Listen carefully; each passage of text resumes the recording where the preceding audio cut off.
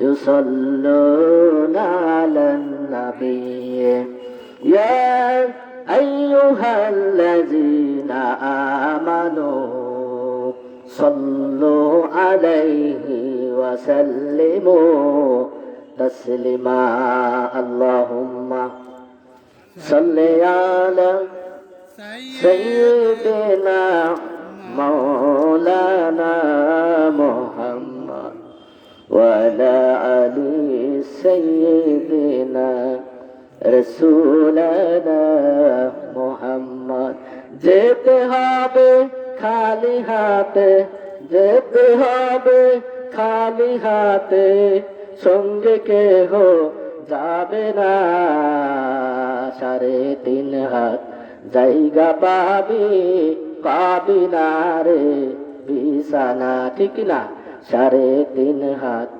জায়গা পাবি পাবি না রে বিছানা আজকে তুমি যাদের লাগি শুধুই পাগল পারা ঠিক না আজকে তুমি যাদের লাগি শুধুই পাগল পারা যেতে হবে একা একা ঠিক না কেউ কি যাবি আমাদের সঙ্গে বলেন তো দেখি যেতে হবে একা একা কেউ যাবে না তারা 3টা টুকরা সাদা কাপড় 3টা টুকরা সাদা কাপড় এই তো হবে পাওনা 3.5 হাত জায়গা পাবি পাবি না রে বিছানা আল্লাহুম্মা সাল্লি আলা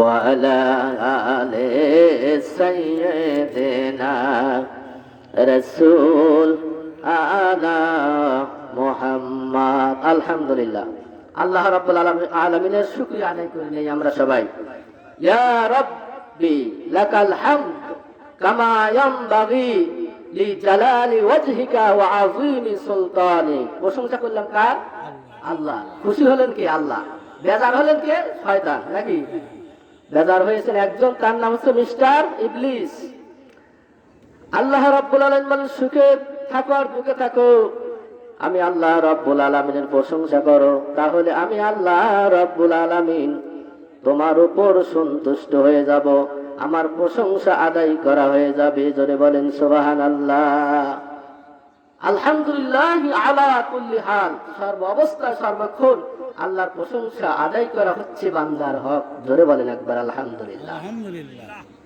আল্লাহ রাব্বুল আলামিন বলেন আমার শুকরিয়া যারা বেশি বেশি করে সুখে এবং দুঃখে কষ্টে এবং শান্তিতে যারা বেশি বেশি আদায় করবে দুনিয়ার উপরে কিয়ামতের ময়দানে আল্লাহ রাব্বুল আলামিন তাকে আগে জান্নাতি বলে ঘোষণা করবেন জোরে বলেন সুবহানাল্লাহ আগে জান্নাতে যেতে চান কিয়ামতের ময়দানে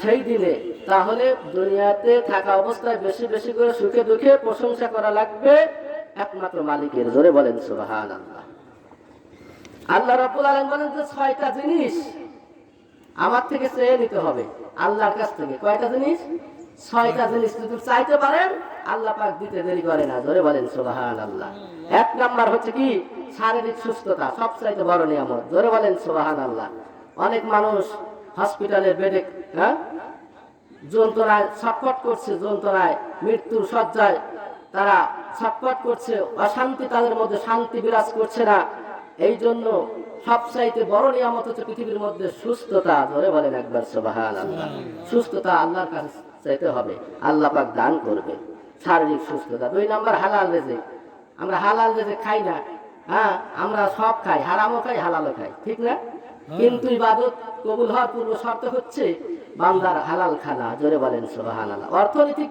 ব্যবস্থা যদি পবিত্র না হয় তাহলে ইবাদত করে আল্লাহ বিল্লাহ করে এখন আল্লাহ কবুল করবে কিনা পুরো আল্লাহ ভালো জানে ঠিক কিনা এজন্য আমরা হালাল খানা খাওয়ার চেষ্টা করব 3 নাম্বার নিরাপদ বাসস্থান চেতে হবে নিরাপদ বাসস্থান যেটা আমরা বসবাস করি যে ভিটায় বাড়িতে, সেটা নিরাপদ বাসস্থান চাওয়া লাগবে আল্লাহ রাব্বুল আলামিনের কাছে।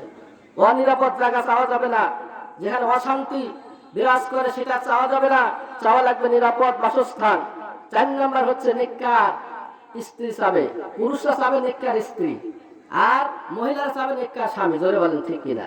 আজকে আমাদের নেককার স্ত্রী না থাকার বিধায় আজকে আমাদের ছেলে সন্তান যারা আমার মানে জন্ম দিচ্ছে সেগুলোর কথা শোনে না, কারণ আমাদের স্ত্রী নেককার না, পর্দায় থাকে না, আল্লাহর বিধান মানে না। কোন মহিলারা কোন 4টি কাজ করে তাদের জন্য জান্নাতে যাওয়া সহজ। জোরে বলেন সুবহানাল্লাহ। জান্নাতের 8টা দরজা আছে, যে কোনো দরজা দিয়ে আল্লাহ রাব্বুল আলামিন বলবেন যে তোমরা প্রবেশ করো জান্নাতের মধ্যে। তার 1 নাম্বার কি? ফরজ সালাত আদায় করা। কি করা? ফরজ নামাজ আদায় করা। 2 নাম্বার ফরজ পর্দা সহিত চলা। 3 নাম্বার কি? স্বামীর আনুগত্য করা, নাকি বলেন? 4 নাম্বার লজ্জাস্থানকে ইবাদত করা। জোরে বলেন সুবহানাল্লাহ। এই 4টি কাজ যদি কোন মহিলারা করে অল্প আমলেই তারা জান্নাত পেয়ে যাবে। জোরে বলেন একবার আলহামদুলিল্লাহ। আমি বলতেছিলাম নেককার স্ত্রী যেতে হবে, পুরুষরা নেককার স্ত্রী যাবে, তাহলে আমাদের ছেলে সন্তান যেগুলো আসবে ভবিষ্যতে সেগুলো ভালো হবে, কথা শুনবে। আজকে অনেক ছেলে সন্তানেরা বাবা মাকে দেখতে পারে না, আর বাবা মার সাথে যারা নাফরমানি করবে কবিরা গুনাহ তার আমলনামায় লেখা হয়। জোরে বলেন নাউজুবিল্লাহ। তার জন্য জাহান্নাম অবধারিত, নাকি? জান্নাতের আশা করে না যেন সে সমস্ত আমলগুলো বিনষ্ট করে দেন আল্লাহ রাব্বুল আলামিন পিতামাতার সাথে যারা খারাপ আচরণ করে। আল্লাহ রাব্বুল আলামিন বলেন ওয়াকাদা রাব্বুকা আল্লা তা'বুদু ইল্লা ইয়া